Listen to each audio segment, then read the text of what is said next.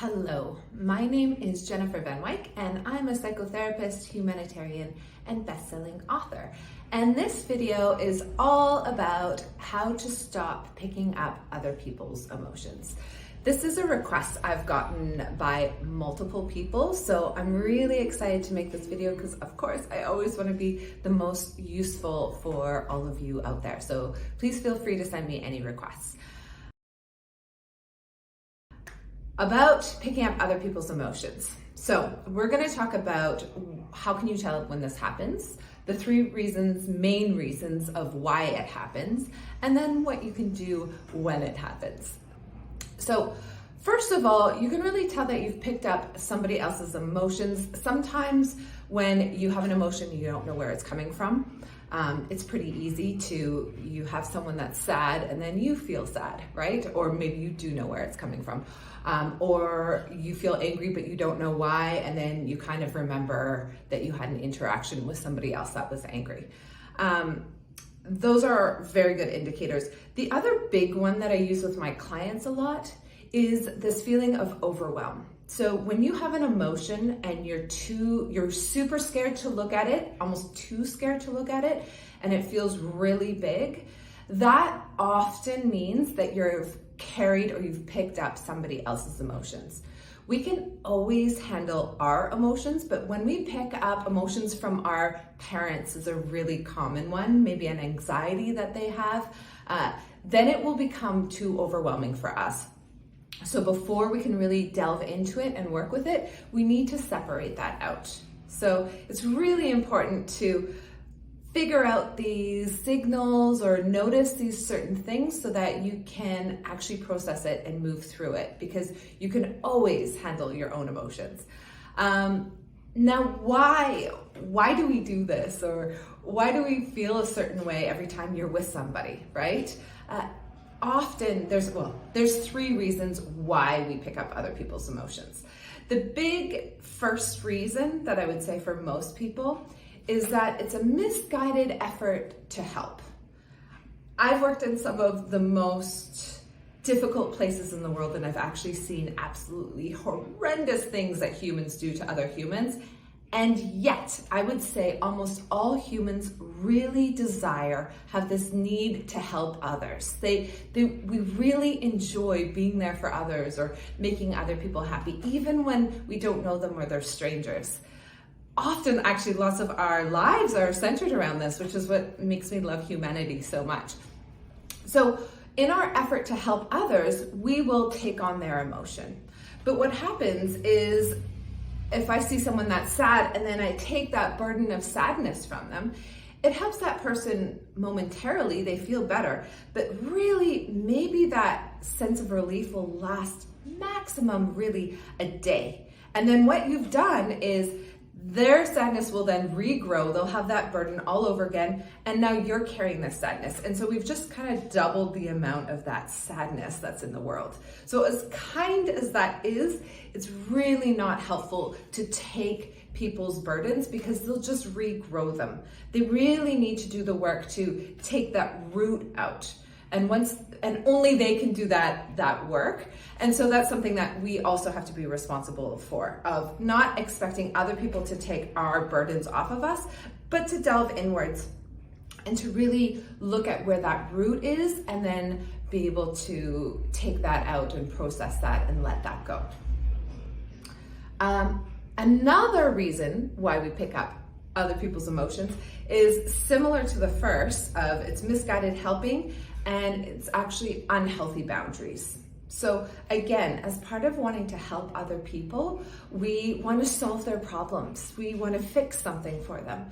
But that actually often makes it worse. Again, this is my job. Like, I go to disasters in the world with some of the most vulnerable people on the planet, and I still need to really see their strength, help them remember their strength, and give them that ultimate respect of knowing that they can also solve their own problems. I can help give suggestions, or I can point out patterns or problems that I see, but they are the ones responsible, and only they can actually do the work to heal that or to solve that issue in their life. And sometimes they'll do things that maybe I don't agree with, but they are the master of their own lives. So we really have to respect that they know a lot more about their lives and their situation than an outsider would, even a professional like myself. I was doing this course with Deepak Chopra, and he shared this analogy of, or this story of, not a butterfly, but it was just in the cocoon, right? And there was a woman on the patio, and she saw this kind of butterfly just trying to emerge from the cocoon, and she came back the next day and it was still struggling to get through this tiny hole in the cocoon, and she felt so bad, so she decided to go in and get some scissors, and she cut the cocoon open. And so this butterfly emerged, but its wings were all deformed and misshapen. And actually, what Deepak Chopra says is that the whole struggle of getting through that small hole in the cocoon is what squeezes all the liquid into the wings of the butterfly so that it can then fly perfectly. And the process of cutting that cocoon open, while it was done with such great intentions, right, it actually deformed that butterfly for the rest of their life. Struggle is not a bad thing. It's not, it's not a bad thing to see people struggle. It's completely healthy and completely normal. And we do not need to solve that problem.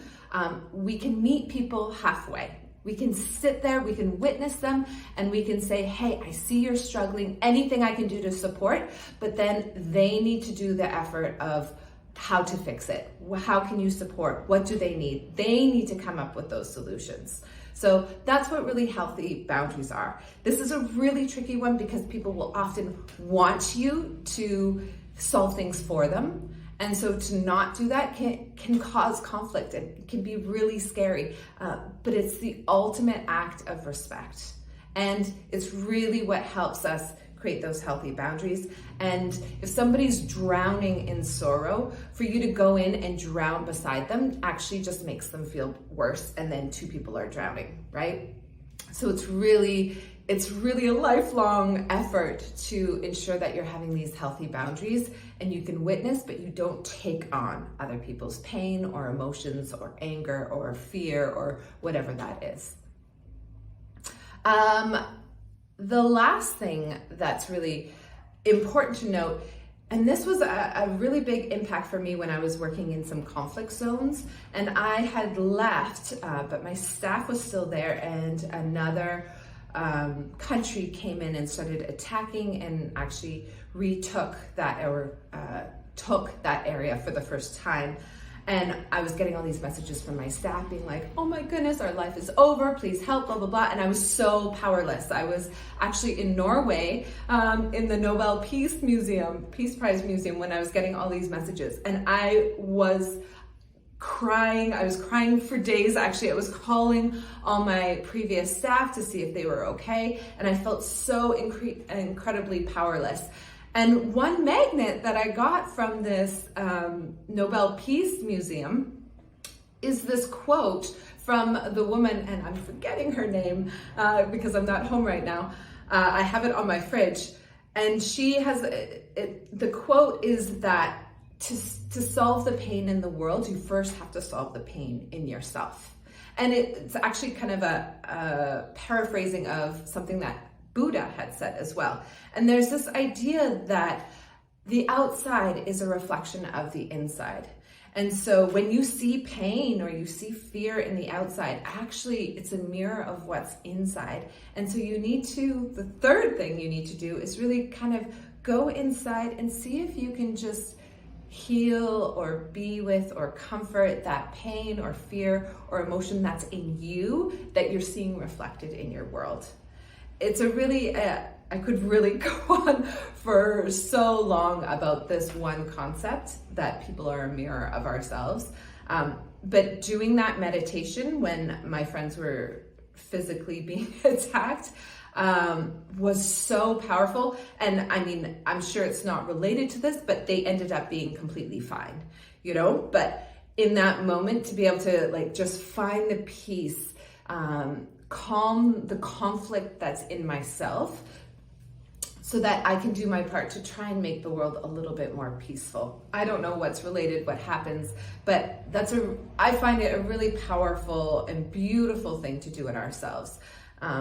Often people can think it's self-centered to focus on ourselves, but really I think we are just a microcosm of the macrocosm. And so when you heal things in yourself, you're actually healing things in the collective unconscious, in the whole world. And so you're really contributing to the health and well-being of the planet. So the 3 things of how we can not take on other people's emotions is just find appropriate ways of helping people, meeting them halfway, not doing everything for them, not solving their problems, having healthy boundaries, and then doing your own work and healing those aspects in you that you are feeling in other people. So let me know if you have any questions. These are all pretty intense concepts, I know, and maybe it's the first time you've heard them, or maybe it's the 15th time. They're not just my ideas, they're definitely in the ether of the world. So let me know what you think, if you have any questions, and for sure, let me know if there's any other ideas you have for videos. Thank you so much for your time and attention, and if you like this video, please like and subscribe. Take care.